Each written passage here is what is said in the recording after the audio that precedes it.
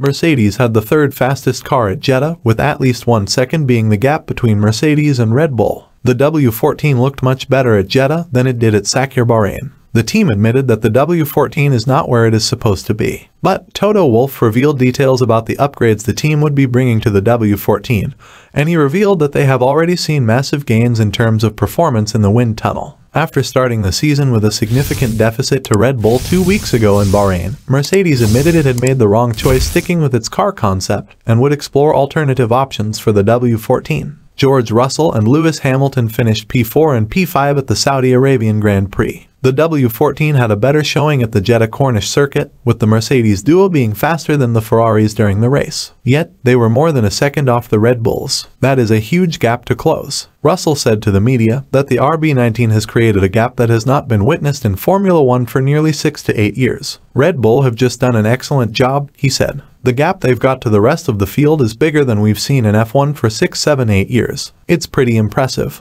Hamilton did one better by saying that the Red Bull car is the fastest car he has ever seen in Formula 1. According to what we have seen from the first 2 races of the season, it seems though Red Bull will win all the 23 races of the season. But Toto Wolff made some statements about the development work of the W14, which could mean that Red Bull could have Mercedes challenging them even before the halfway point of the 2023 season. According to what Wolff told media at Saudi Arabia, there are already numerous projects underway. Nevertheless, it is unclear whether this is a result of work Mercedes only began after Bahrain or if it was part of a continuing parallel program. It is not possible for a team to run several programs of different concepts within a span of a week or 2. Therefore, it is 100% sure that Mercedes has been working with these concepts for a while now, and they had been in the pipeline for some time. If you can recall, Mike Elliott did confirm about running different concepts in the wind tunnel. One question Mercedes fans would have is, why didn't the team bring in a different concept to the track if they had it in the works? Well, Toto Wolff had an answer for that as well. Toto reckons that whatever they are putting at the wind tunnel now could be the new direction they're taking, that it's taking them arguably way too long to learn. After the team changed their mind relatively recently after Bahrain about what their plan is, and already they're seeing massive improvements in the wind tunnel. Toto Wolff reckons that they could potentially match Red Bull over the coming races if what they have seen in the wind tunnel can be achieved on track. We're making really big steps at the moment with our research and development, with our understanding in the wind tunnel, Wolff claimed. And that is really big steps, because we just needed to have the confirmation in Bahrain that we got it wrong. Now we have that, and that's why I would never write off anything. Now, is it realistic after today's performance we can talk about the World Championship? No, it's not. You're a fool if you think that way. But equally, it's motor racing. You must never give up, and if we continue to do the big steps that we've already done in the last 10 days, then I think we'll come to a stage where we're really able to race for wins. Toto Wolff mentioned about the team taking big steps, and he confirmed that the big steps were related to the performance of the car. He mentioned that, whatever they are seeing in the wind tunnel, is it something they have not seen for a long time. He might be hinting at the development they made through the winter break to be nothing but a minor development with this statement.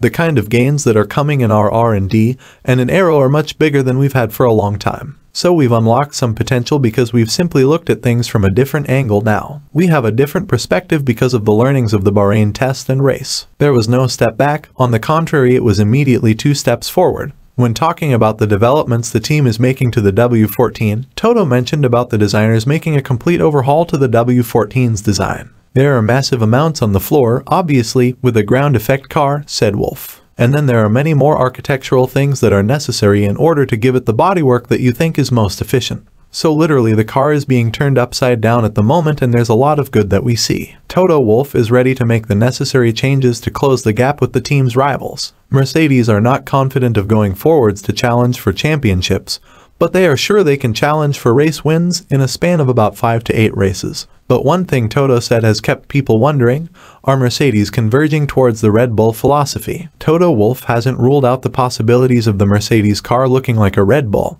He says that he doesn't care about what it looks like as long as it is capable of winning races. We have no dogmatism of how the car should look like. It just needs to be the quickest possible race car. If that looks like a Red Bull, I don't care. It just needs to be quick. I will have no shame if it's quick, stated the Austrian billionaire. Maybe the Mercedes car is going to look like a Red Bull, we don't know for sure. There's no shame in that either, because that's the way the regulations go. One team comes out of the gate swinging, they nail the new regulations, and over the next couple of years, most teams take heavy inspiration from those designs. That's always how it's been. That's always how it will be. So, there's no shame for Mercedes if they end up with a black Red Bull. If you can remember, after Bahrain, both Hamilton and Wolff said that the Aston Martin is 50% Mercedes, and they pointed out that the car is able to show better pace using the Red Bull aerodynamic concept. When talking about the performance gains Toto Wolff has described off, Russell felt this was a reward for Mercedes' hard work in the interim to try to maximize its current package, which it already had an upgrade planned for in a few races' time. He said the new development work going has probably managed to find more performance in a week than we found in almost a month, let's say,